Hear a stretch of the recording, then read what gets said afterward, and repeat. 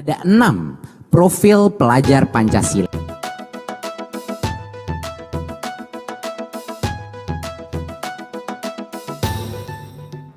Ada 6 dimensi profil pelajar Pancasila diterapkan dalam kurikulum merdeka, yakni beriman, bertakwa kepada Tuhan Yang Maha Esa, dan berakhlak mulia, berkebinekaan global, bergotong royong, mandiri, bernalar, kritis, dan kreatif.